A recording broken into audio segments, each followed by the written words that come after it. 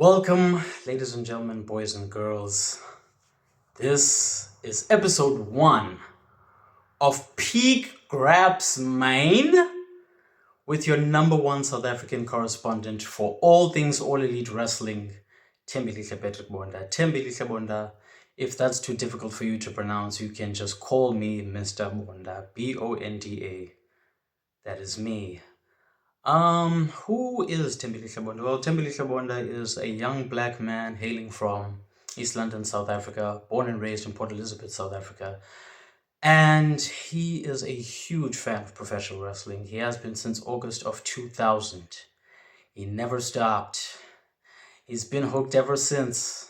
Usually when people watch wrestling, it's like, yeah, I grew out of it. Like, I became older and then I found interest in other things. And then, I just stopped watching over time. I never did. I never left. And I will never leave. You gotta put me in a box, nigga, 6 feet underground.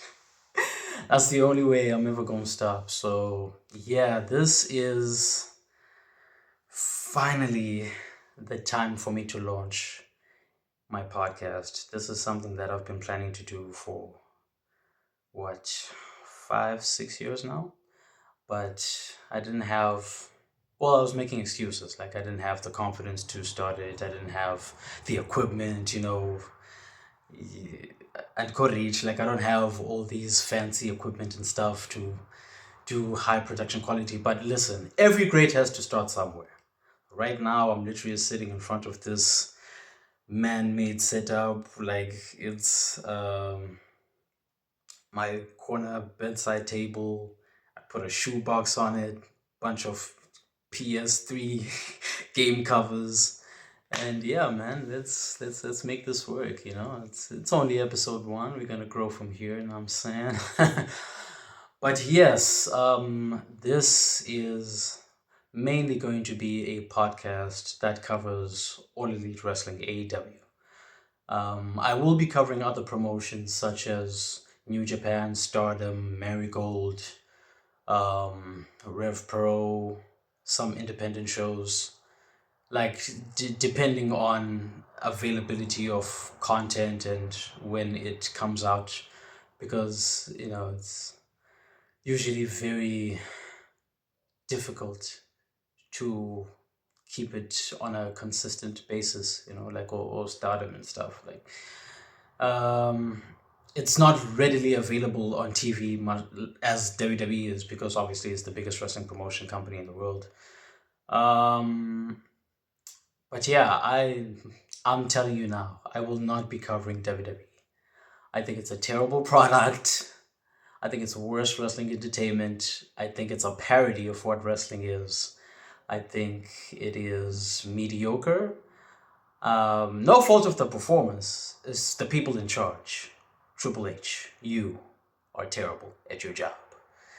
So until management changes, you will never hear me cover WWE. I'm talking about wrestling. I'm talking about Graps. What is Graps, you ask? It's another term for professional wrestling. It's that hard-hitting style. It's that, like, that grungy, that bloody, that high-octane, multiple sequences, reversals, counters, like strong style, like influenced by Japanese Shinehon Puroresu, mixed with Lucha Libre from Mexico, Tekkas, which is like technical wrestling, submission based style, counters. Yeah, that's the kind of wrestling that I'm into. I'm a big fan of what happens in the ring. I don't mind if you're great at promos, but whatever you say on the mic, you must be able to back it up in the ring, because that's what matters most. That's what people pay their hard-earned money to see. So, yeah, this podcast will be mainly focusing on AEW. Hence, episode 1 will be reviewing AEW Double or Nothing 2026 from last night. So, AEW Double or Nothing is one of their biggest pay-per-views of the year.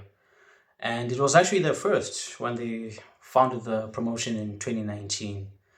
AEW Double or Nothing 2019 was the first show after Tony Khan, Young Bucks, Cody, Kenny Omega, started the promotion. So AW Double or Nothing is one of their biggest pay-per-views of the year. The biggest one, I believe, is All In. It used to be All Out originally, but then it moved to All In because it's their biggest spectacle. Usually happens around June or July, depending on where the venue is going to be. But this year, it's going to be happening in Wembley Stadium, August 30th, 2026. I wish I could go, bro. I'm so excited. I wish I could watch Will Ospreay live, finally capture the AEW World Championship. But let's focus on what's happening right now. Well, last night was AEW Double or Nothing. I was gonna mention something. Oh, right. Before I get started, I love AEW. I believe it's the best in-ring, peak quality professional wrestling show in the world. Hence why I will be covering it the most. I will be covering it every Thursday and every Sunday. Why do you ask? Thursdays because it's the day after Dynamite. Also, for us in South Africa, it plays in the morning, so that's like 2 a.m. to 4 a.m. Unless it's like a 3-hour special episode, like they have those special episodes every now and then, like they did last week. So I'll be covering it every Thursday. Dynamite is every Wednesday, which is their flagship show. Catch that on TBS and TNT, 8 Eastern, I believe 5 Pacific. That's American time. For us South Africans, it 2 a.m. In the morning. So if you are not a morning person or like somebody who sleeps like deep into the night like myself, I wouldn't recommend you watch it like live. You watch it the day after. But like if you have the energy and stuff, and your schedule allows you to, you can watch it live on TBS and TNT. You can get it also on the myaew.com app. You get that, and yeah, it'll be readily available for you. AW Dynamite every Wednesday. TBS and HBO Max, sorry. AW Collision happens every Saturday on TNT. Same time, like 2 a.m. for us, 8 p.m. Eastern, 5 Pacific for the States. Pardon my nervousness. It's episode 1. We'll get better as time progresses. So yeah, I'll be covering Dynamite every Thursday. I'll be covering Collision every Sunday, and then pay-per-views will be happening either Saturday or Sunday. So depending on for example, Double or Nothing took place on Sunday, so I'll be covering the pay-per-view on Monday. And if the pay-per-view is on Saturday, I'll be covering it on Sunday, the day after. So, the first match. Now, here's one thing that you're going to learn about me pretty quickly. I am not a fan of nostalgia grabs. I don't like nostalgia wrestling. I'm not a fan of old man grabs. I am more invested in the future of professional wrestling, so that's people under the age of 40 years old. So if I like something, you're going to know. If I don't like something, you're going to know. There's no in between with me. I keep it right down the middle. I'm straightforward like that. So the first match, the opening contest was Adam Copeland and Christian Cage versus FTR for the AEW World Tag Team Championships in an I Quit match. And the stipulation was if FTR defeat Adam Copeland and Christian Cage, they will no longer be a team. So for those who don't know who Adam Copeland and Christian Cage are, they are Edge and Christian. They're formerly known as Edge and Christian. They were in WWE. Now they're in AEW, and yeah, they're basically finishing off their old man legacy in the business, which yeah, I understand for those who pop for nostalgia and all that stuff. Very big deal and whatnot. I'm a big fan of FTR. I love FTR. They're in my top 10 greatest tag teams of all time. One of the greatest heel tag teams of all time. And I wanted them to retain, man. They walked in as the champions in this contest, and I wanted them to win so badly, bro. Because the thing about it is, I wanted FTR to defend those tag team titles against the young tag teams of AEW, like your Rascals, like the Bullet Club War Dogs. Currently now it's the Dogs. So David Finlay, Clark Connors, Gabe Kidd. I wanted them to work Tommy Billington and sorry, yes, Adam Priest and Tommy Billington. I want them to work Buster and Brain, which is um Jordan Oliver and Alec Price. I want them to work teams like Crew. Well, they're currently not a team anymore, but actually Andretti and Leo Rush. But you came up. I want them to face the young tag teams of AEW and put them over instead of giving it to a bunch of, you know, late 40, early 50-year-old Canadian men. So usually AEW has like great opening um, matches to their pay-per-views, which like this was a good match. I'm not gonna say it wasn't, but the outcome of it is what I'm sour on because Edge and Christian did become the new AEW World Tag Team Champions by forcing Dax Harwood, which is one half of FTR, the other member is Cash Wheeler, to say I quit by using, I don't know if you guys watch TNA, but Abyss used to have this huge wooden plank with like what do you call this thing with nails on it, and he used to call it Janice. So Edge, formerly known as Edge, Adam Copeland, has his own version of that, and it's called Spike. So he used this thing and he pressed it on Dax's forehead while Christian Cage had him in a sharpshooter position. And he was basically stabbing him with it, bro. And at that point, like, what are you gonna do? Like, your tag team partner just fell to the outside. He accidentally speared their manager, Big Stoke, through a flaming table. It's like insane way to open a pay-per-view, but that's what we do here. We don't do this fancy, like lighthearted. Like it's grabs, man. It's wrestling. You know what I'm saying? 100 miles per hour, blood, it's violence. It's professional wrestling. Contact. So Edge and Christian managed to pin down Dax while Cash Wheeler was outside, fell through the flaming table with Big Stoke. Thanks to the help of Beth Phoenix, who's like Beth Copeland, the wife of Adam Copeland, Edge. And yeah, man, they won the tag titles, I guess. Like, yeah, good for them. The old men win. The nostalgic folks are very happy about it. I'm not. I wanted FTR to retain and break up this old team so that they can face the young teams and then give the tag team titles to them. But yeah, Cope and Cage are the new AEW World Tag Team Champions. I'm not happy about it.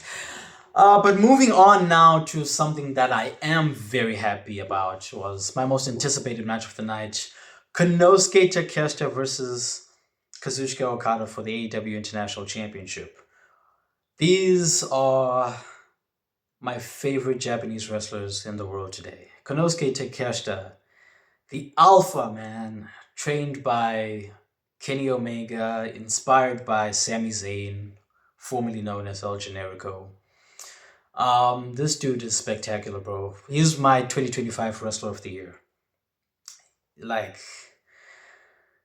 athleticism, the look, the charisma. in-ring prowess, his striking ability.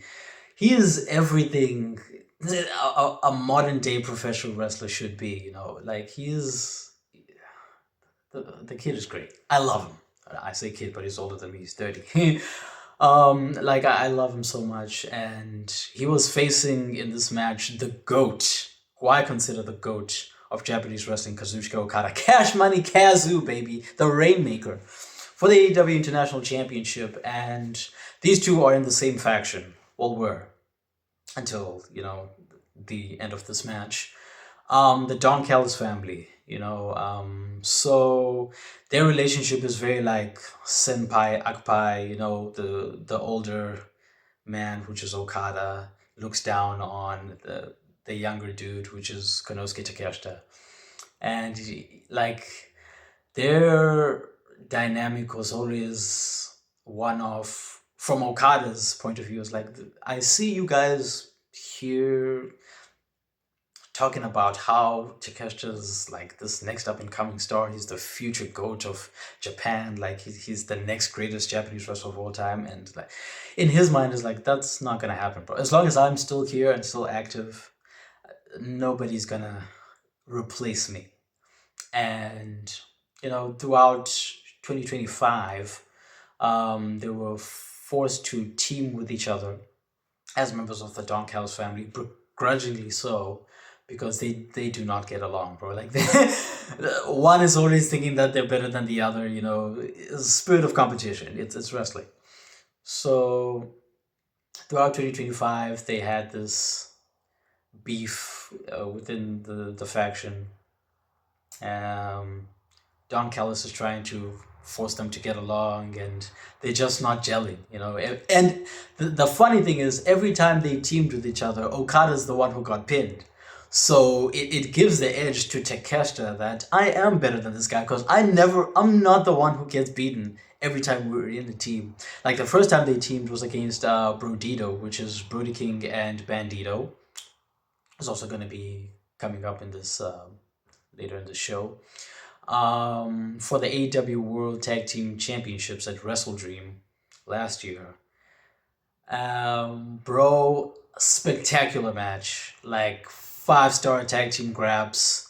The mixture of lucha libre and powerhouse style of Brody King versus the strong style of Konosuke Takeshita and Kazuchika Okada, since they're from the Japanese heritage and lineage. So these guys, man, they lost that match, and Okada got pinned there. And then, like, Okada was very upset about that. Of course, he crashed out. And then Don Callis, who was their manager and stable leader, forced them to team up again. It's like, you guys are gonna get this right, bro. Like you're gonna go for these AEW World Tag Team Championships and you're gonna win them. They did not win the AEW World Tag Team Championships upon their second try of going at it. Okada got pinned again, and Takeshita was like, you know what? I don't need this dude, bro. But then they were forced one more time to team with the Young Bucks, to face the Young Bucks at AEW, what was that? Dynasty, yes. AEW Dynasty last month. So the thing was, Takeshita wanted his one-on-one shot against Okada. Okay, let me rewind just quickly, because they had their first singles match in the Continental Classic, which is one of the biggest tournaments that AEW has. It happens every December, starts late November after Full Gear. They had their first singles match in the Continental Classic, the C2, and Takeshita lost there because Okada cheated to beat him using the screwdriver. So, when the referee turned his back, boop, screwdriver in his head, hit the Rainmaker, which is his finish, goes for the cover. Well, referee didn't see what happened, 1, 2, 3. Takeshita lost and Okada advanced to the tournament, which Okada actually ended up losing to John Moxley in the finals. So the thing is, as much as Okada says he is better than Takeshita, he also fears the fact that in ring pace wise, Takeshita is on his level. Yes, he doesn't have the in ring experience that Okada has, but in terms of in ring physicality and like matching up pace yake and style, he can do it, you know. And that's the thing that forced Okada to use underhanded tactics to beat him the first time. Um, so in this rematch, Takeshita wanted to prove that, listen, I can beat this guy, bro. Like, he had to cheat to beat me. I don't have to cheat to beat him. And I know I can. So let's fast track to their match against the Young Bucks. One of the best opening matches to a pay-per-view that I have ever seen. Um, Okada's the one who got pinned there as well. So Okada was, slapping around and, pulling up the middle finger to Takeshita, and Takeshita was none too pleased about this, of course. And come the ending sequence of that match, he, he now was gonna get set up for the 5-star Meltzer Driver, which is the Young Bucks tag team finisher. And Takeshita had the opportunity to stop it from happening. So he was holding Nick Jackson's foot, but then I was like, wait a minute. Man, I don't like Okada, so what would be the benefit of me like stopping him, from taking this finish? And I'm like, drop him on his head, man. I don't care. So he let him go. They hit the 5-star Monster Driver. 1, 2, 3. Okada gets pinned again. And Takeshita's like, I demand that I get my rematch against Konosuke Takeshita at Double or Nothing for the AEW International Championship, a title that Takeshita held last year, and he lost it to Kenny Omega, his mentor. So the match is set. Don Callis agrees.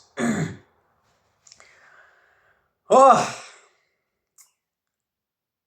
it starts with their entrances. So there's this vignette of Takeshita, who's also like a photographer outside of being a professional wrestler.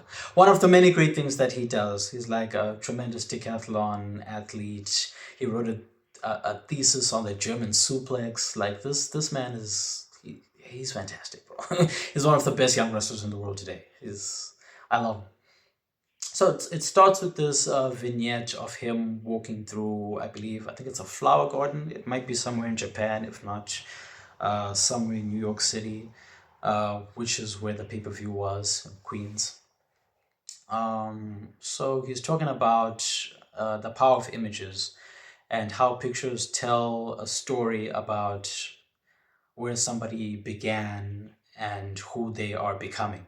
So it starts showing pictures of his early days when he still had short hair and was still wearing the short trunks, or tights, while he was being trained under DDT and under the mentorship of Kenny Omega and El Generico. And then it fast forwards to his career in New Japan. So that's when he really started garnering up best in the world type of conversations. And he won the Never Openweight Championship. He has the most record defenses of that championship. He broke the record defense at 8. He won his very first G1 Climax tournament, which is the most important wrestling tournament in the world, the most prestigious. A tournament that Okada has won 4 times. And it only took Takeshita 1 try to win it, So, and then it fast forwards to his AEW career, where he joins the Don Callis family. He's the first member of the Don Callis family. He becomes AEW International Champion. And then Okada obviously walks into the company, and he steals the shine from him. He basically takes him away. He's like, I'm your big bro, bro. That way.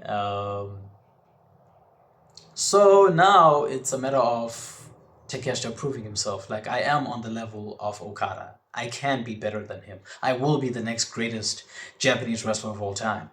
Um, so yeah, beautiful vignette, and then his music hits. He walks in, big robe, draped in silver. Not my favorite Takeshita attire because I miss when he used to wear the gold and pink and red and blue, when he was colorful. But understandable since he's in a heel faction, is bound to wear more darker colors like your grays, your silvers, your blacks. I'm a very big presentation guy too. Like I love great gear in professional wrestling. Like presentation matters, like when you pull up to arena, but we can feel by this is a star, this is somebody we should pay attention to, and he's about to do great in-ring work, and we're gonna love him, we're gonna buy his merchandise, so on and so forth. We're gonna buy his toys, sure, action figures, pardon me. And yeah, man, that's part of the fandom of a wrestling fan. So Takeshita makes his entrance, and then Okada with his elaborate fireworks, Okada just pulls up unbothered, just like I'm the Rainmaker, I'm the AEW International Champion. I've held this title since last year, July. Like this man has been champion almost half of his career. Like he's legit the GOAT, bro. Like he's too good at his job. So he pulls up unbothered, is like it's gonna be an easy win for me. I'm gonna beat him like I beat him last time. It is what it is. So just ring the bell, bro. I'm ready. Let's cook.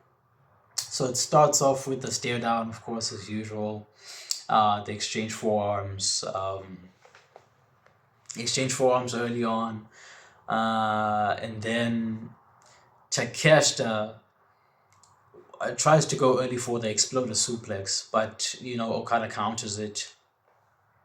Tries to nail him with the Rainmaker. He counters it as well. Goes for the drop kick. Takeshita counters it, and then there's another major stare down early on in the match. So now it's a battle of leverage, basically, like who can outwit who can out wrestle who.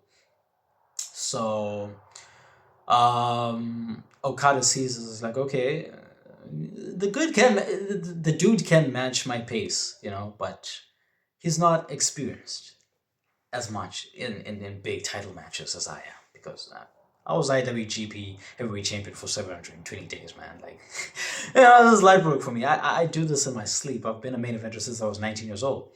So, he plays mind games. He jeers at him.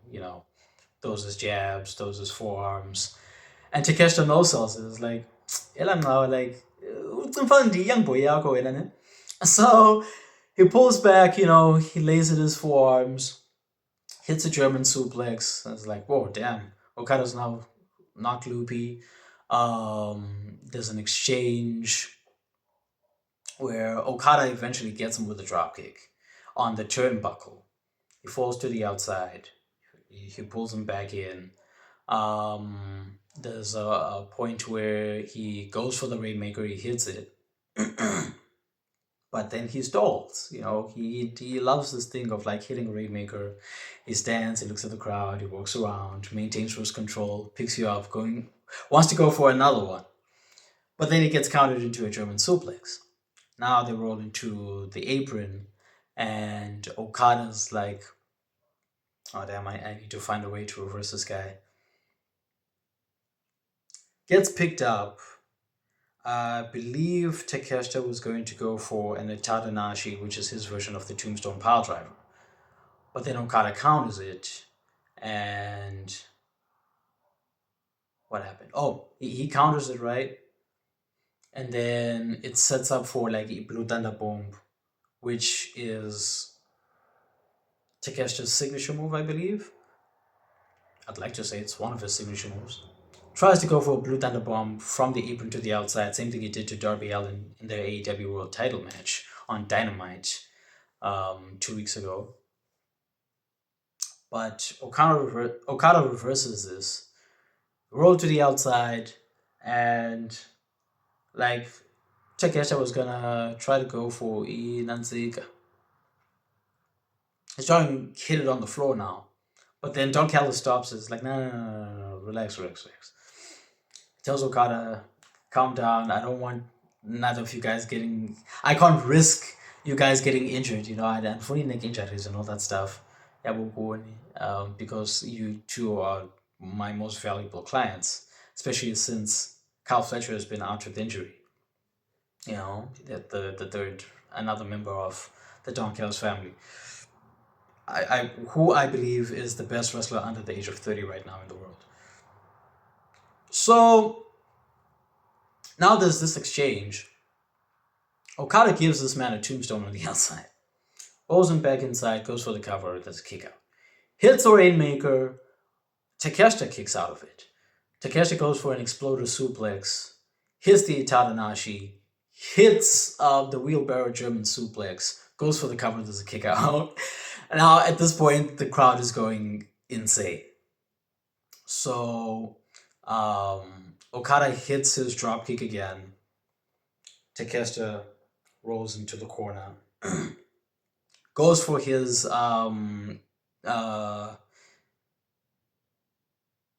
Wagamama or power knee drive, Goes for that. Lays him down. Goes for the cover. 1, 2. Okada kicks out. Takeshita picks this nigga up. Is like, you know what? There's one move that nobody doesn't kick out of. Unless you're Jon Moxley. Which is the Raging Fire, his finisher. He hits the Raging Fire. Bam! Drops him on his head. Covers. 1, 2, 3. Konosuke Takeshita is 2-time AEW International Champion. He finally vanquishes Kazuchika Okada, and I'm like, man, at this point I wanted to scream, but everybody's sleeping in the crib, so I can't do that. So I'm just mumbling yes under my breath. Very happy for the boy. Konosuke Takeshita finally defeats Kazuchika Okada. He becomes 2-time AEW International Champion. Now Okada's distraught about this. Don Callis enters the ring, and they confront Takeshita. It's like, come on, dude. Like, I saw what you tried to do. You tried to break his neck. It's like, man, this is wrestling, bro. Like, you tried to do the same thing to me, so why can't I repay the favor? I want this championship. I think I'm better than this guy. Rocky Romero and Mark Davis, other members of the DCF, pull up also, and they be like, are you still in the Don Callis family, man? Like, it's either you with us or you against us. Like, what's your, where are you standing? And Takeshita's like, you know what? I don't need you guys, bro. Like, I've already proven that I'm better than Okada. I beat him. Spectacular match. So they try to jump him. And then out of nowhere, we hear Protostar! Like, what? Pink Boy is here. The Protostar, Kyle Fletcher, comes back from injury, donned in his powder pink suit. He strolls down, takes his jacket off. Handsome Australian gent. Walks into the ring, is like, hey, Takeshita's my boy. Nobody's gonna jump nobody, alright? Like, everybody calm down right now. He stares down Okada. Okada backs away. Don Callis tells everybody to walk out of the ring. And then we get the reunion of Proto Sheeta, baby! Protostar, Takeshita, tag team.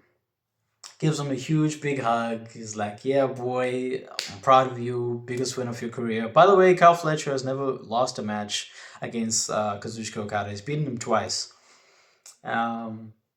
So he understands how much this means to Konosuke Takeshita to finally get his win over Okada. So he gives him this big hug. And then, unfortunately, he betrays him. He turns his back on him. Because Kyle Fletcher is still aligned with the Don Callis family. I was really hoping that they're going to turn babyface together, which means good guy, heels means bad guys. He drops him with a teardrop brainbuster, and he stands over him. So I'm guessing he's coming back and he's going for the AEW International Championship.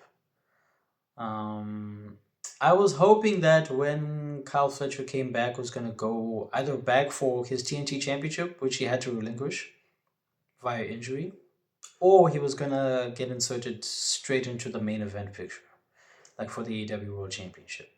But I guess they're still continuing this Don Callis,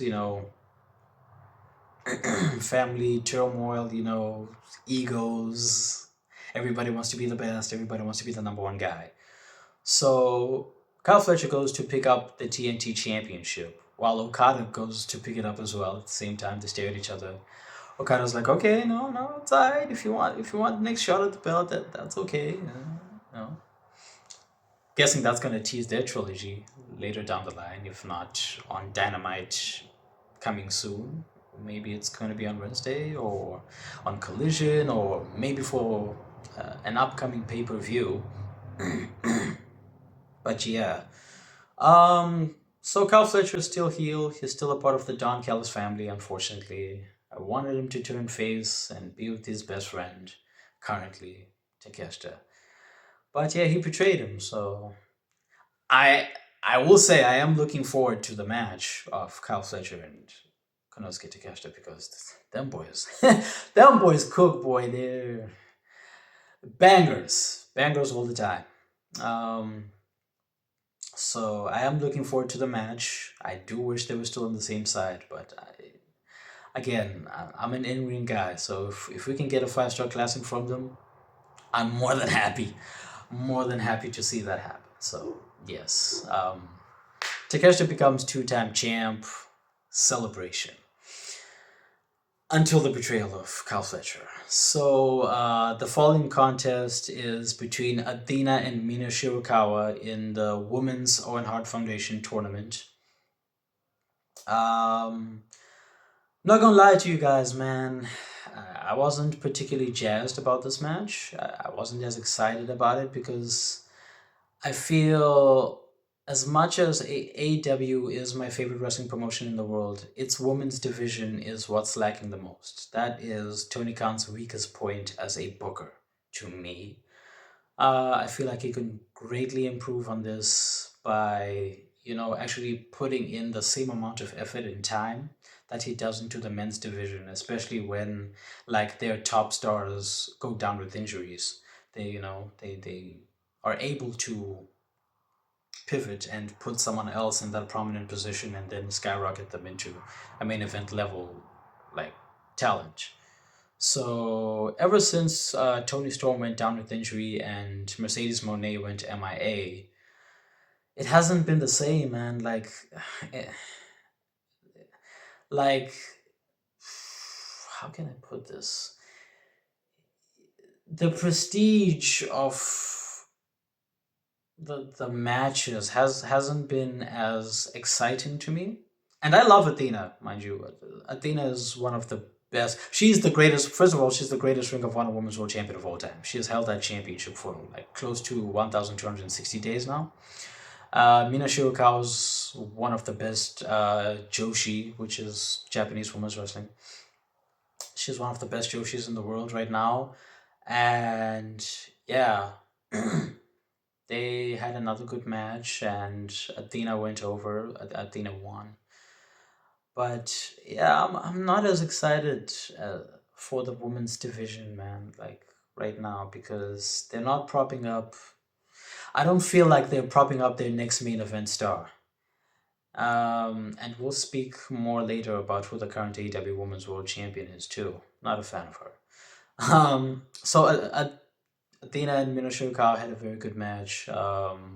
Athena beats her, and she advances in the Owen Hart Women's Foundation tournament, which is setting up the next number one contender for the AEW Women's World Championship in their biggest pay-per-view of the year at AEW All In London. So my pick is Athena to win this whole thing because, well, Mercedes Moné is not in it.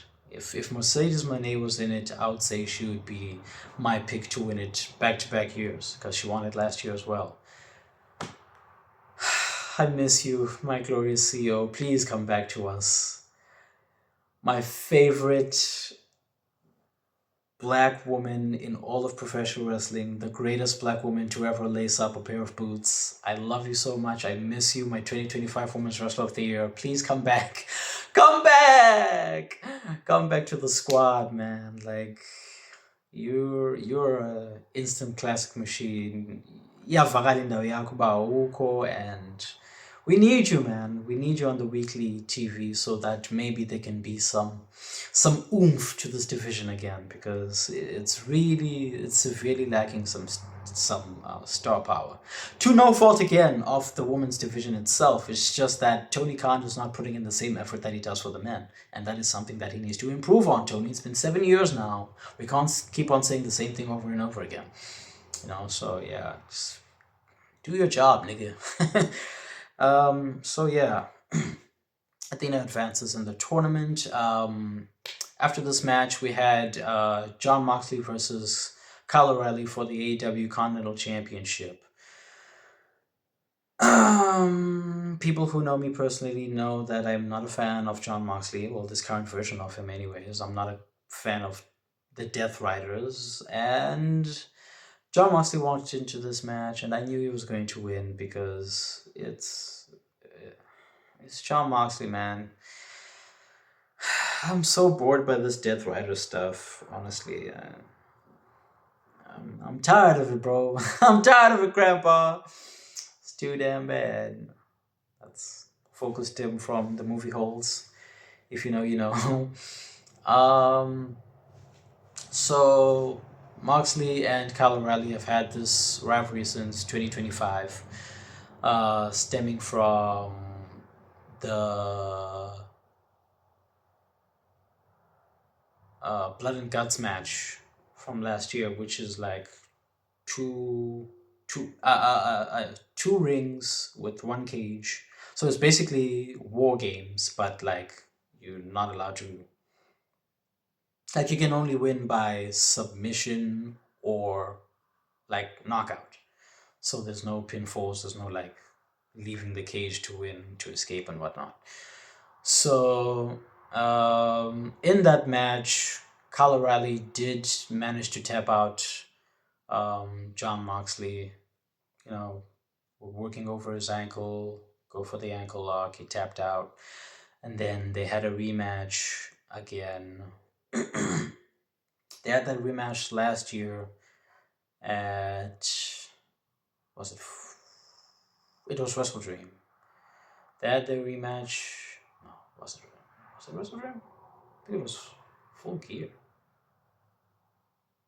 It's Full Gear. This goes to show you that I have no interest in this rivalry, because I'm usually very good at dates. Like, I know everything. Like, I'm very particular about this stuff because I'm an aspiring wrestling commentator. I want to be the first black South African born commentator internationally. Hopefully that comes to pass one day. Hopefully that happens, God willing, even if it's once. So Kyle O'Reilly managed to tap him out again. At that time, he wasn't Continental Champion, so this was their trilogy, and Moxley won again, and I'm so tired of it. Here's my problem with Jon Moxley.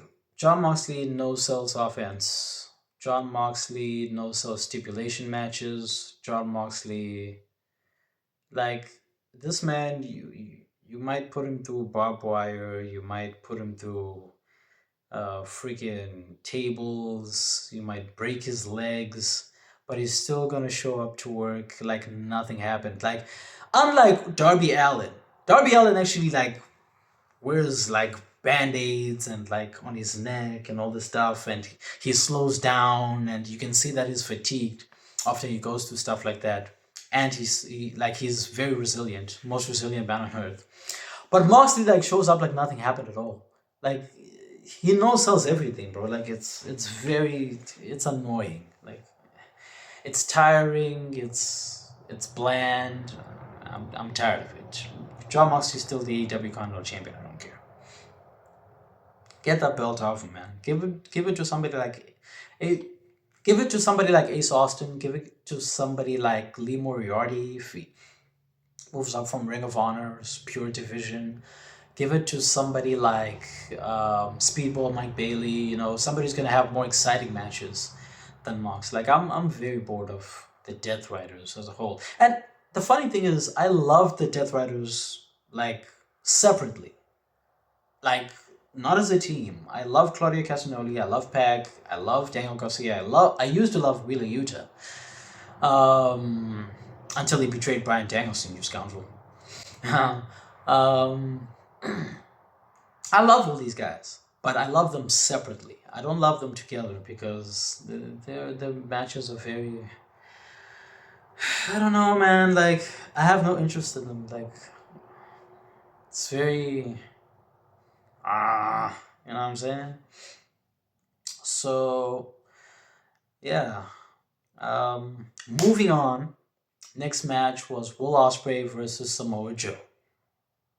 And this is a match Will Ospreay has been wanting since he was, what, 18, 19 years old? Yeah, because he grew up as a TNA kid, man. He grew up watching the rivalry of AJ Styles and Samoa Joe and Christopher Daniels and those triple threat matches and their singles matches and their Iron Man matches and so on and so forth. So this was his chance to finally share the ring with Samoa Joe, somebody he has great reverence for. He looks up to in the Men's Owen Hart Foundation tournament.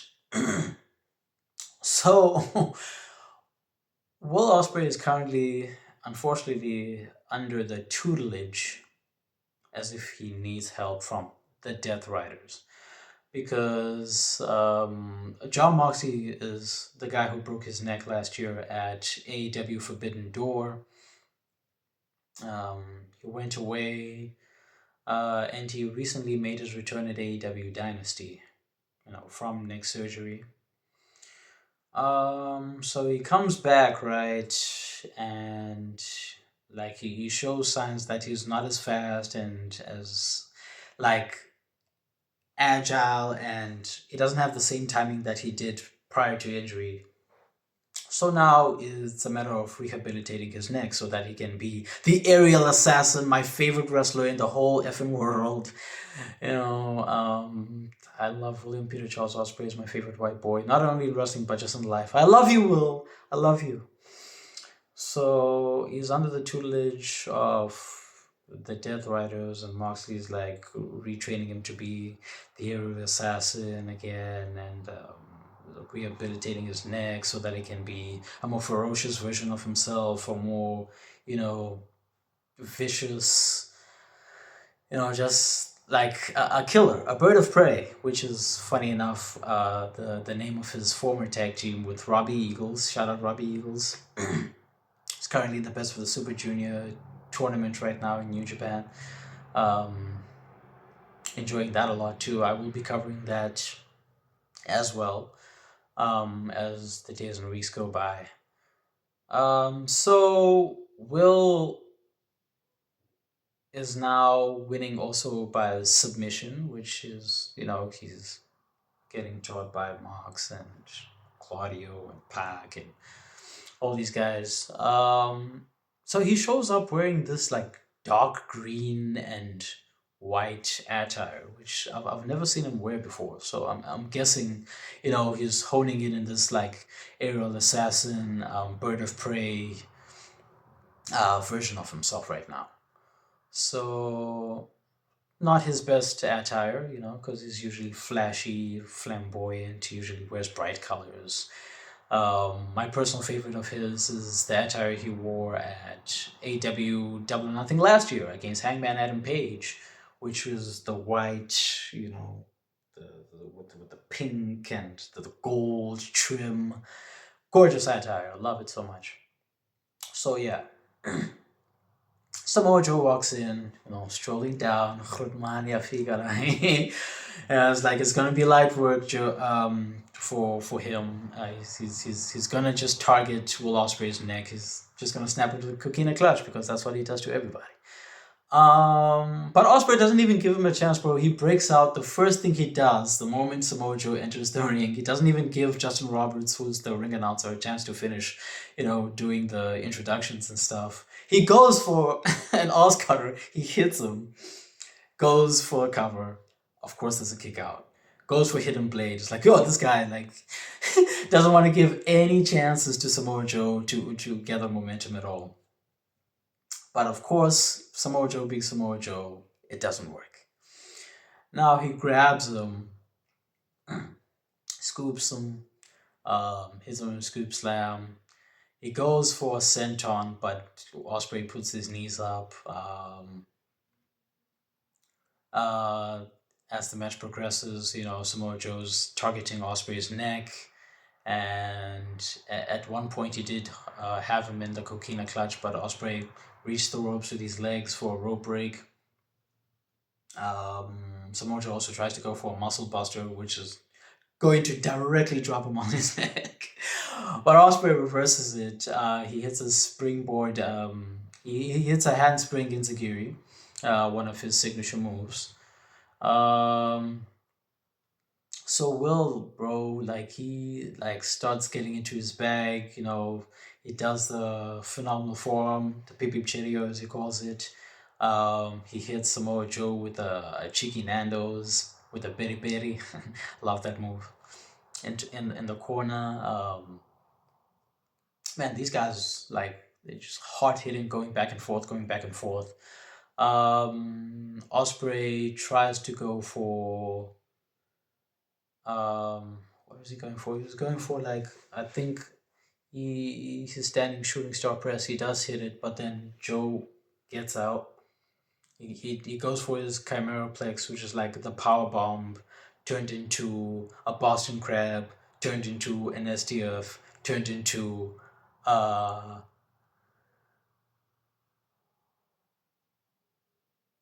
crippler crossface, turned into a brutalizer. So it's just a bunch of submissions. I love it when he does that. He's been doing it since early Ring of Honor, as long as I remember. He tries to pick apart your body in various different ways to make you tap out, but it doesn't work. Osprey manages to escape it, and then this match went surprisingly short. I think it was about 15-16 minutes. I could be wrong.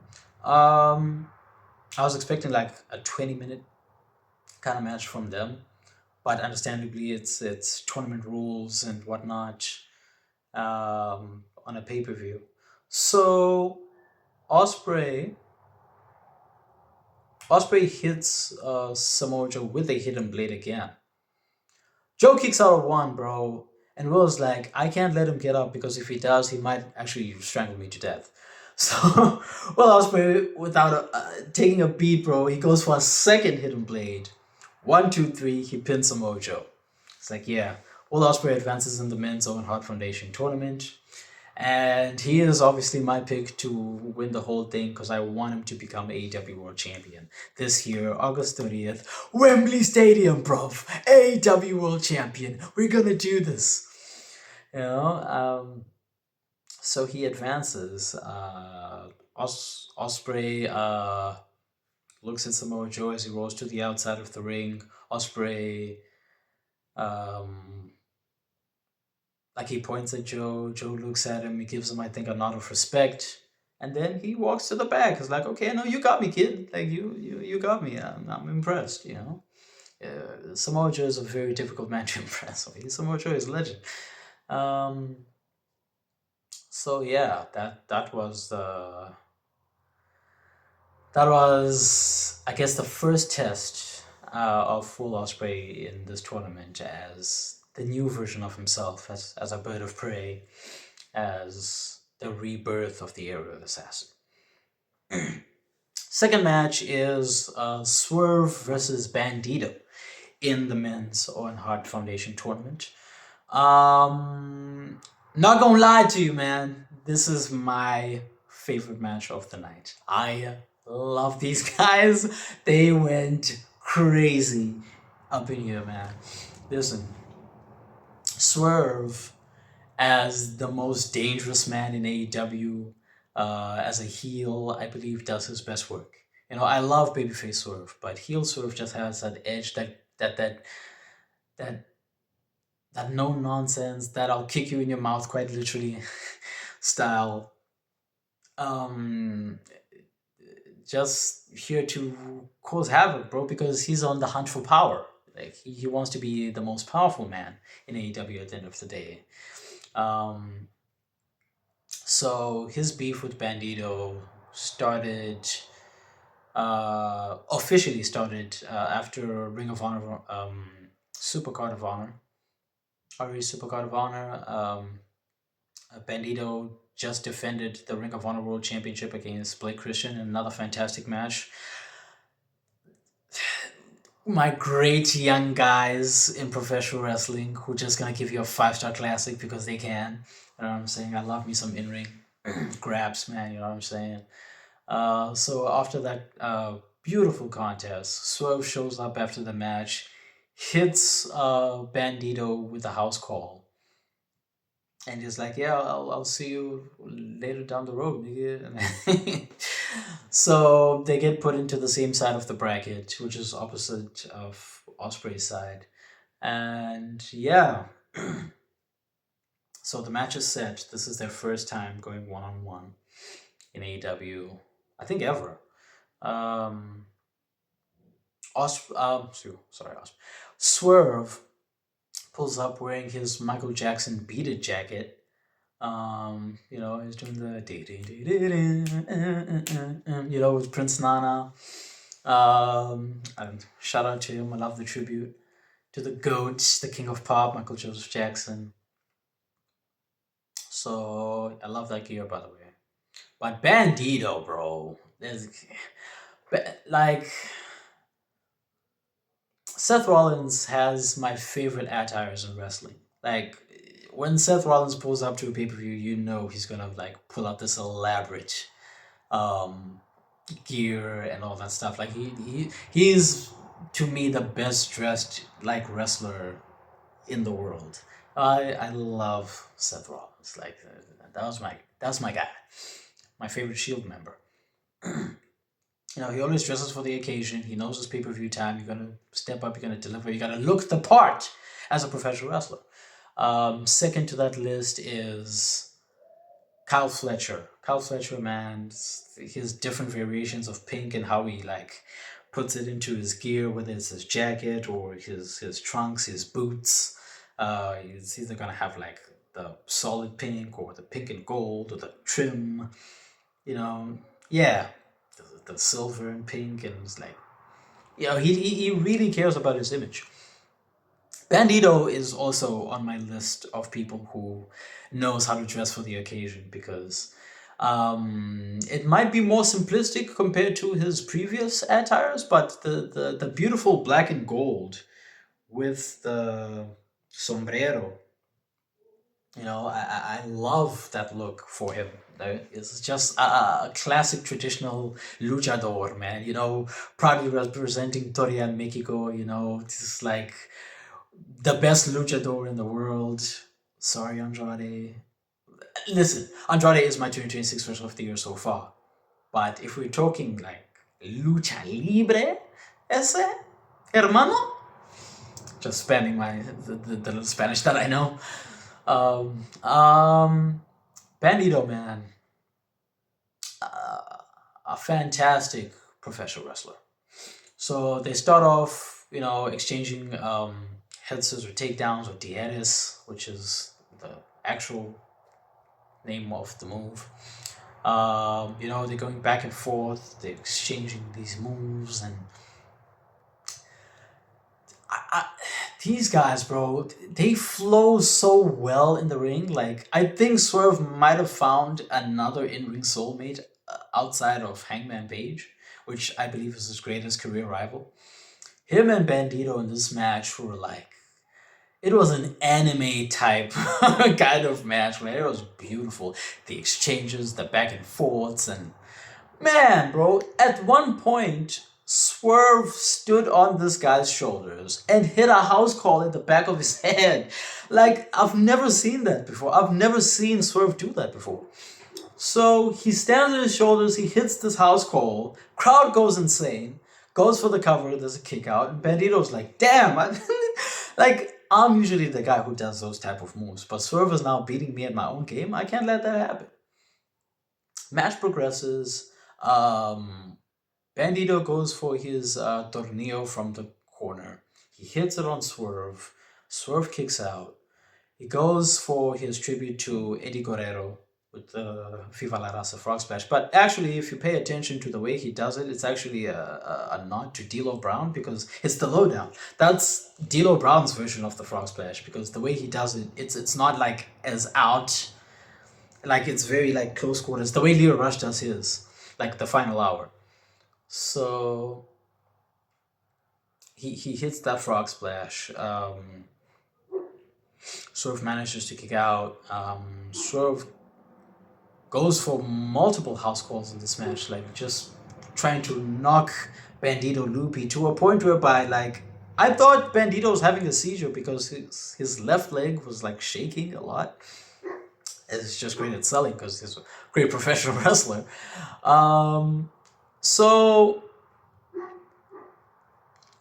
now at like the ending sequence of the match, he was going for a sunset bomb or code red on Swerve. Swerve counters it, and he was trying to go for his power bomb, but mid transition, Bandito does a snap Hurricane Rana. And usually when somebody delivers a Hurricane Rana, you land at the back of your neck. Swerve landed on his freaking forehead, bro. Like, like the whiplash on his neck was nasty, bro. It was disgusting. He landed on his forehead. He falls close to the ropes. Bandito's looking for his 21 plexus finisher.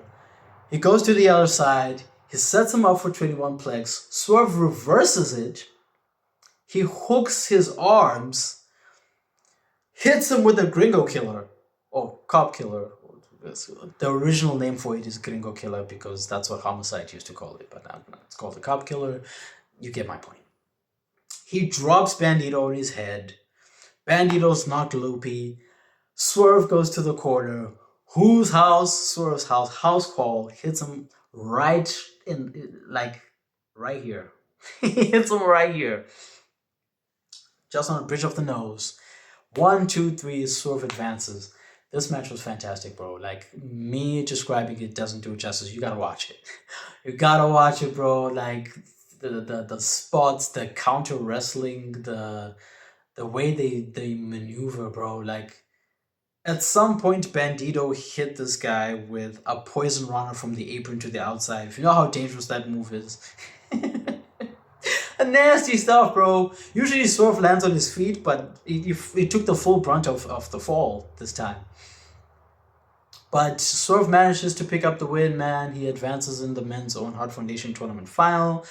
Oh, no, not the final, sorry. In the tournament, getting ahead of myself because I am thinking that Will Ospreay versus Swerve part 3 or part 4 in AEW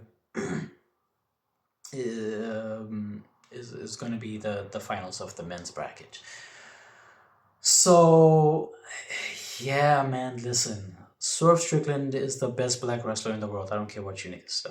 I don't care what anybody said. I don't care what y'all be talking about, man. Swerve is on another level, man. He's a main event player. He's one of the most important wrestlers in this company. I'm looking forward to him becoming the first black 2-time AEW World Champion.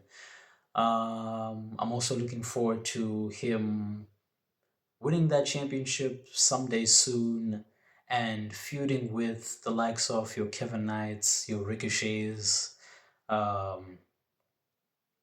your Myron Reeds, your Desmond Xaviers. You know, just get some more brothers in that in that category. You know what I mean? So Swerve advances. Pardon me. Swerve advances. And then And the following contest, it was for the AEW Women's World Championship. It was Tekla defending against Chris Statlander, who should still be the AEW Women's World Champion, and I stand on that. Hikaru Shida and Jamie Hayter. So Tekla was defending basically against three former AEW Women's World Champions, who are all better than her. Why do I not like Tekla? Tekla is the immediate replacement for Toni Storm in the sense that she is a good promo, but her in-ring I'm not too pleased by. Like, I'm not impressed by somebody who calls other women female dogs but then fails to back it up when the bell rings. Like, she's a good wrestler, but she's not elite level. That's just me. I call it as I see it. You know what I'm saying? Like, she has to cheat all the time to win. You know, I understand heels are bad guys, baby faces are good guys. Heels are going to cheat to win, but you don't have to cheat to win every single match, bro. Same problem had MJF, Maxwell Jacob hair transplant. More on him later. Like, heels can just be the better wrestler. You can out wrestle people. You can outsmart them. You don't have to use underhanded tactics to win all the time. Granted, this is a fatal 4-way match, so there are no disqualifications in this match. So there's basically no rules. I wanted Chris Statlander to become two-time AEW Women's World Champion. I wanted Hikaru Shida to win it. I wanted Jamie Hayter to win it back. Basically, what I'm saying is anybody but Tekla. Tekla managed to retain because there was miscommunication, or actually just a fallout between friendships. But then again, there are no friends in title matches. You should know this by now. Chris Statlander. Chris Statlander was going to go for a finish. Well, she did go for a finish. The Sunday Night Fever. Drops Tekla on her head, but Hikaru Shida pulls up. She grabs the kendo stick. She hits Stat with it to break up the pin. As Hikaru Shida was going to use the kendo stick again, Jamie Hayter stopped her, pulled her to the outside. I don't understand why. You could have just let Hikaru Shida use the kendo stick and then you take advantage by taking her out of the equation and winning the title for yourself, but I digress. Tekla hits the curb stomp on Chris Statlander and she's told the champion, boo, I don't like it. Come back soon, Mercedes Moné. Also, I don't want to just depend on Mercedes Moné only. I want Tony Khan to push the likes of Queen Amanada to sign Danny Luna or Charlie, formerly known as Dakota Kai. Get a Kairi Sane if you can, after her non-compete clause. Invest in the woman that you have, man. Like, bring up Big Billy Starks. You know what I'm saying? Like, put her in the main event picture and make new stars. Like, stop depending on the same 2-3 names. You know, that's the problem that I have with WWE. Hence why I will not be covering it, because they depend on the same 5 old niggas all the time. It makes me sick. Like, they have never had a world champion under 40. Never. Well, not never, but first time, the last time they did was 2004. That should tell you everything you need to know. There's no progress there. Enough of that. Let's talk about things that I actually love. So Tekla retains. Not happy about it. Next was Stadium Stampede 2. It was Chris Jericho's, another old man that I'm not a fan of.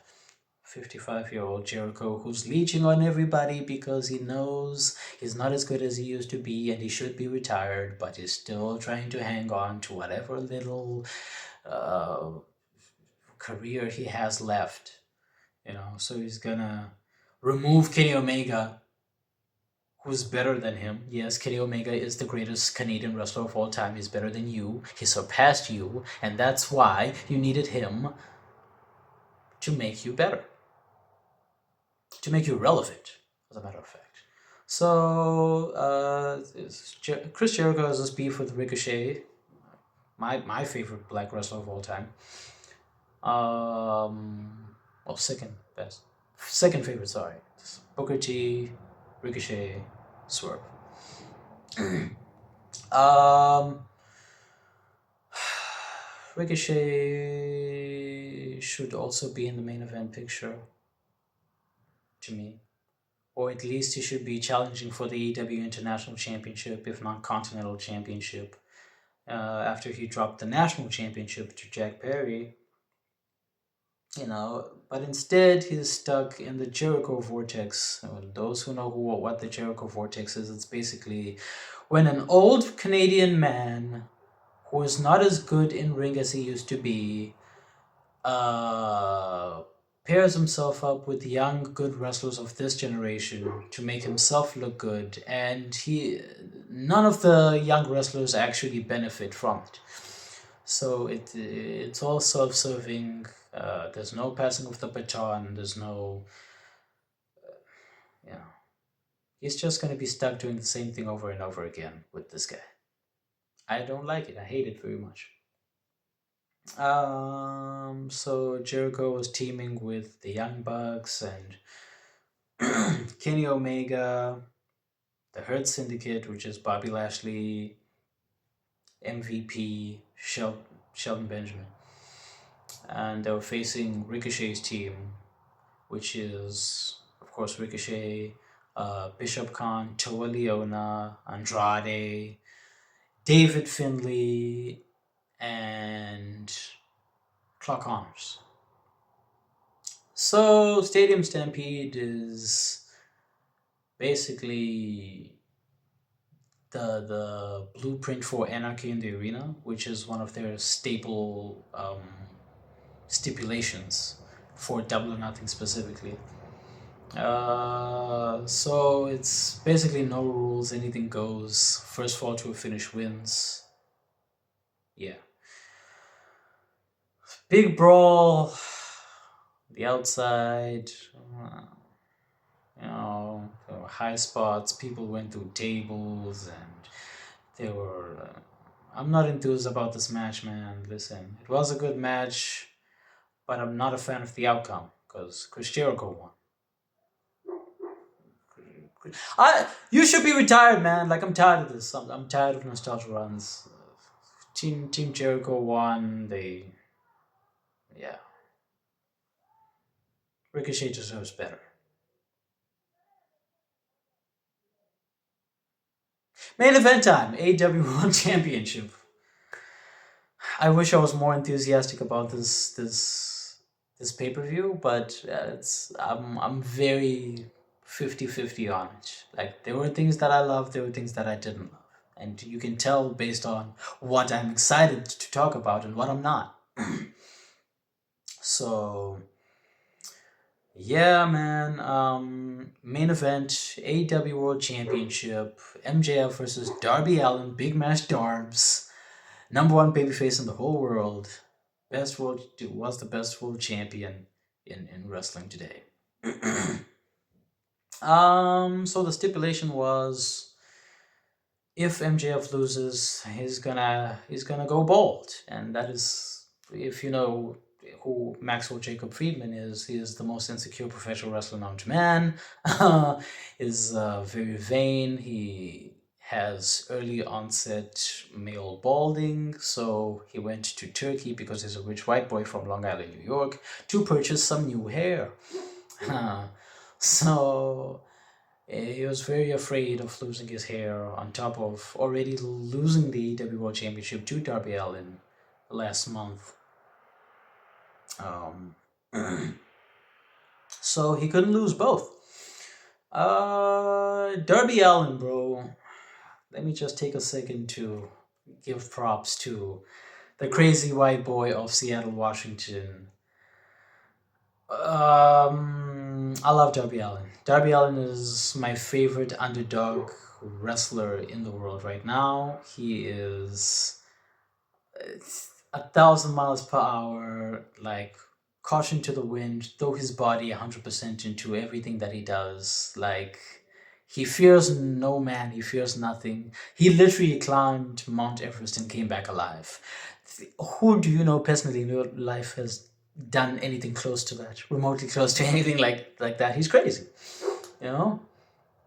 So Darby Allin went in as the defending champion. This match was spectacular. Okay, like I'm not gonna say it wasn't. As much as I'm not a fan of MJF, but he won clean here. He won clean. The match was great. I believe I would say it's their best match one on one. Followed by their Full Gear 2021 match. This is their best match together. Um, Early on, Darby Allin wanted to go for his patented bullet dive, which is what I like to call it because of how fast he just gets out of the ring. It's like a suicide dive, but times 5. So and just right into your opponent. But then MJF reversed him. He got out of the way, and then he smacked literally the back of his head, bro. Like, you see where the commentary table is? He just, he just landed just like that. Falls flat to the ground. It's like, oh, this is. I mean, Darby Allin's been through worse. Like, he's been hit by a bus. He's been hit by a bus. He's falling through glass. He survived all that. But like this time, it's like he's tired, especially due to the fact that he was defending that championship every single week since he won it. He defended it against Tommaso Ciampa. He defended it against Brody King. He defended it against Kevin Knight. He defended it against Pac. He defended it against Sammy Guevara. He defended it against Speedball Mike Bailey. Like this guy, bro. Like, he's the most hardworking man in wrestling, I can say.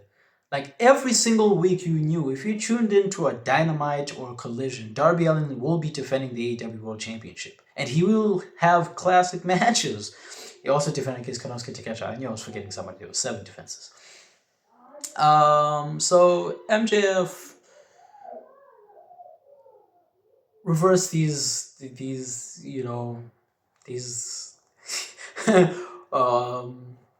high octane moves that Darby's been doing, because Darby just throws his body at his opponents and hopes for the best. But as much as people think that Darby Allin is a glorified stuntman, he's actually a very profound, like, technical wrestler. Like, he can grapple, bro.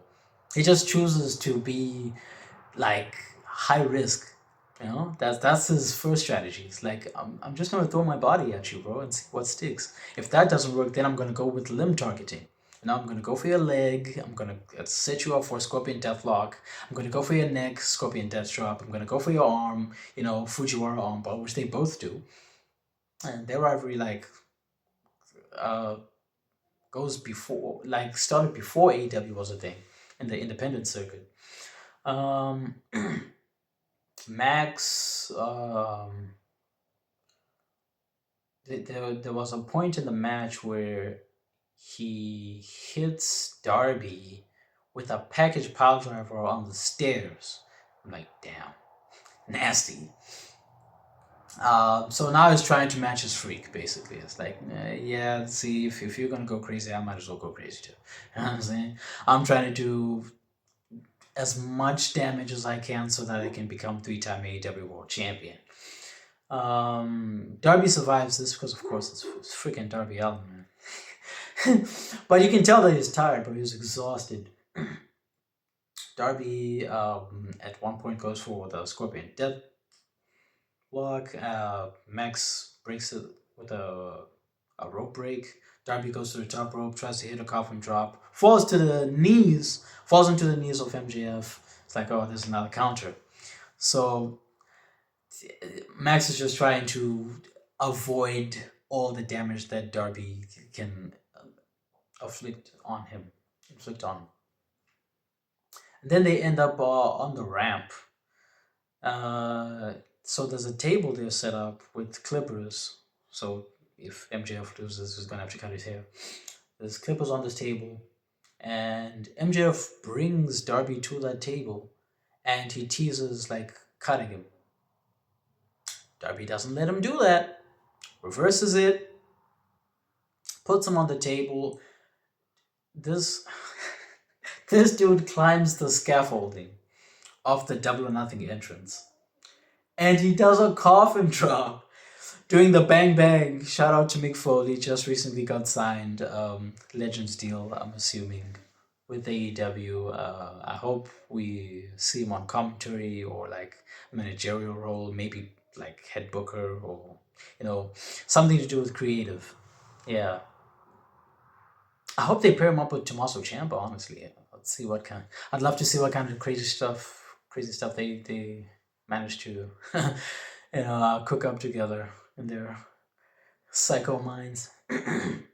So Darby hits the coffin drop from the top of the scaffolding onto MJF through this table. Both men are laid out. It takes them a while to go back inside the ring. Darby wanted to go for the Scorpion Deathlock again, so it was working over MJF's legs. But his body just gave out, bro. Like, he just got tired, man. So he slumped. MJF sees what's happening. It's like the ref is checking on Darby, and like this dude has the most arrogant smile and smirk on his face. It's like, I got him right where I want him type situation. So picks up Darby Allin. Darby was he picks up Darby Allin. Is going to go for, I think, a heat seeker. Darby reverses it. Darby hits him with a Scorpion Death Drop. Goes to the top rope. Was thinking to go for another coffin drop. MJF falls onto the ropes, which breaks the momentum that Darby was having. So now Darby's just like crouched on the corner because like he got reversed.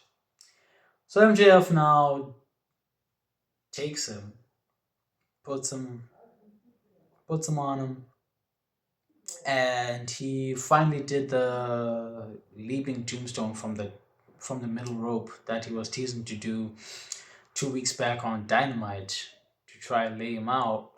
He hits it successfully this time, and then he picks him up. He goes for the headlock takeover. He pins him 1, 2, 3. MJF is the new AEW World Champion for a third time, and he won clean. I'm not mad at it. I can't be mad at it because that's my one gripe with MJF is that he needed to win like 98, 99% of his career, of his matches by cheating. So that's why I didn't value dude, man. Like, great talker, great personality and all this stuff. He is capable of being one of the best professional wrestlers in the world, but one thing that takes away from him is that he needs to cheat all the freaking time. You don't have to as a heel. You can just be the better wrestler. You know what I'm saying? And he, in this match, he was the smarter man. He countered all of Darby Allin's major offense, and then he beat him. He outsmarted him, he beat him. And yeah, man, he became AEW World Champion for a third time at the age of 30 years old, which was always his thing. Like, that's the one thing that he wanted to do. And he beat Darby Allin the same way he always beats him, with a headlock takeover, because that's something that's in-ring storytelling that they've been doing for years. So that's a continuation of their story together. So post-match, MJF stands over the body of Darby Allin, who's currently on a gurney at that point, so they're gonna stretcher him out. But like, MJF tells the personnel to get away from him so that he can get the shot of him holding the AEW World Championship over Darby Allin's head, and Kevin Knight comes running out. So basically, like, fending off MJF. So Max leaves, goes at the top of the ramp, and then Kevin Knight goes to the top rope and hits a UFO splash on Darby for some reason. I'm like, but why though? Why would you now turn heel On Darby Allin, what did he do to you? Like, I'm genuinely confused. It doesn't make sense to me as to why. So Kevin Knight is a heel now. He turns heel on Darby, which I think the more coherent story would be him turning on Speedball because that's his boy, that's his tag team partner, it's his friend. And if he were to turn heel on anybody, it would be the person he has the closest ties to in the company, you know.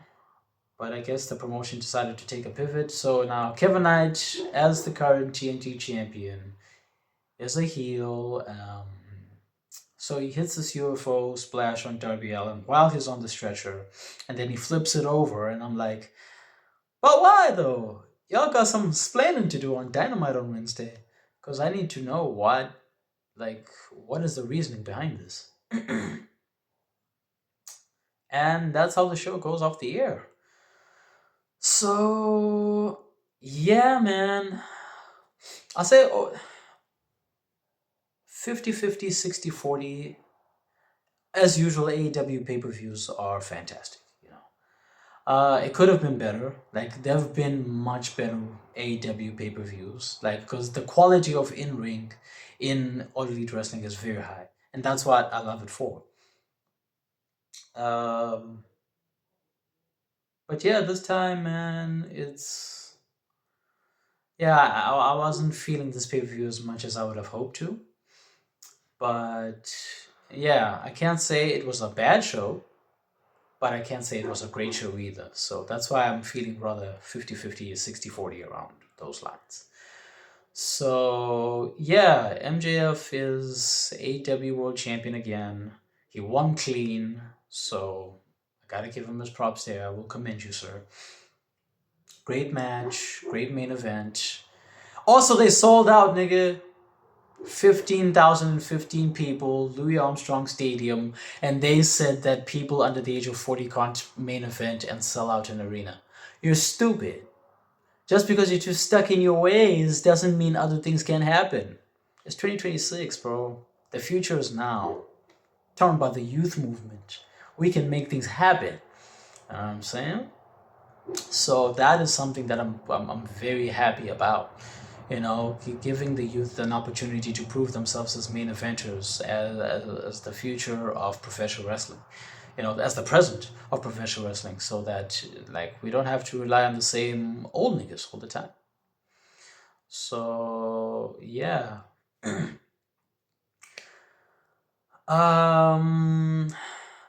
That brings us to the conclusion of episode 1. It's getting dark, as you can see. I promise the quality of this podcast will get better as things progress. En un momento, por favor. No. Well, that didn't work. Okay. Anyways, yes, this has been my review of AEW Double or Nothing 2026.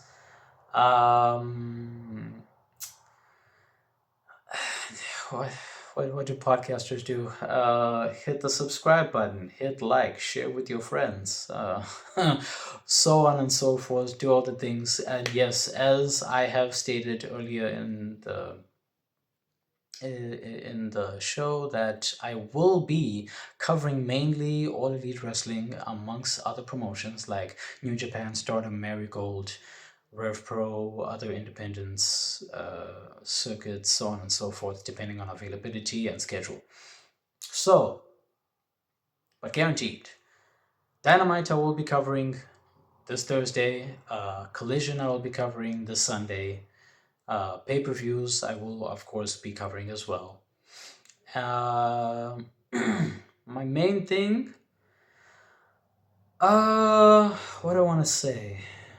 I hope MJF's third reign is not that long as well, because he is the longest reigning AEW World Champion of all time. Oh, his first reign, which was his worst. His second one was better. His third one, I hope, doesn't go marathon as well. Who I want as AEW World Champion heading into Wembley Stadium in All In is Kenny by God Omega, the GOAT of Japan. not the goat of Japan, the goat of Canada. Pardon me, got carried away. I mean, he is a goat in New Japan. You know, that's where he made his name. That's where he became the best pop machine. But yes, Canadian born.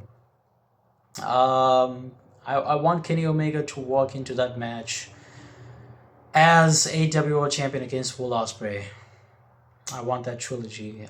I want Ospreay to beat Kenny for that title, because if you haven't seen Kenny Omega versus Will Ospreay, I highly recommend that you go watch those matches. Watch the Wrestle Kingdom 17 match from 3 years ago, and then their rematch at Forbidden Door, same 2023. Watch those matches for the IWGP United States Heavyweight Championship. Fantastic, like some of the greatest professional wrestling matches you will ever see in the modern era. Yeah.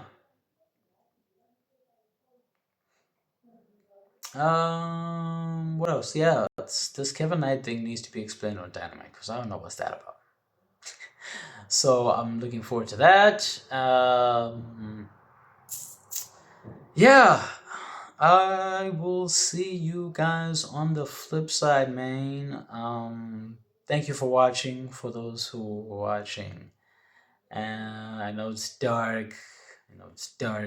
But I will have lighting and all that stuff when things get better, when the budget goes up. So this has been episode 1 of Graps Mayne with Tembelihle Bonda, your number 1 South African correspondent for all things All Elite Wrestling. Another thing that I would like to do as like a pay-per-view ending thing is to award best gear, best attire to somebody after a show. So to me, for AEW Double or Nothing 2026, best attire goes to Bandido, the current Ring of Honor World Champion. Love you very much, boy. Like, keep up the great work, man. Literally one of the best in the world. I love your drip, boy. I love your swag. And yeah, man, he's fantastic. I always look forward to what he's gonna bring to the table, what he's gonna wear to his matches, because that also tells part of the story of what a wrestling match is. The significance of it. For those like me who love like Easter eggs and stuff, when wrestling is like, oh, I remember the last time he wore red boots because he won this match and so and so, and against this person in this venue and whatnot. Because I'm a nerd like that, you see. I love professional wrestling, and I pay attention to detail to things like that. So yeah, I will see you guys on Thursday, and again on Sunday for Collision. Dynamite on Thursday. If you want to follow me, you can catch me on Instagram.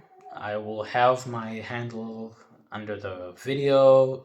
Call me Mr. Bonda, small caps, no spaces. And I will be starting my business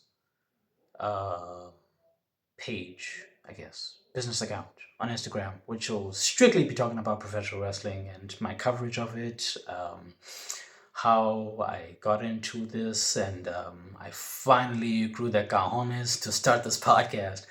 And yeah,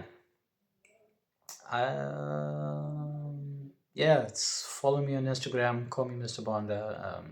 If you're not familiar with AEW and you want to start watching it, recommend like if you want to like get right into the current product, you tune in on Wednesday. Again, it airs on HBO Max and TBS in America, 8 p.m. 8 p.m. HBO Max, TBS. For us, it's at 2 a.m. South Africa. Yeah. And yeah, if you're a traditionalist like myself and you want to get the whole history of it.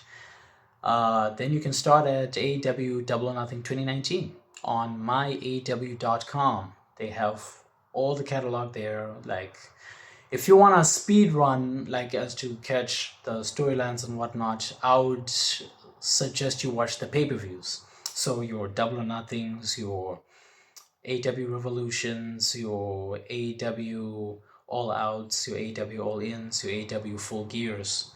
That's gonna take you a lengthy chunk amount of time to consume, depending on your schedules at home and whatnot.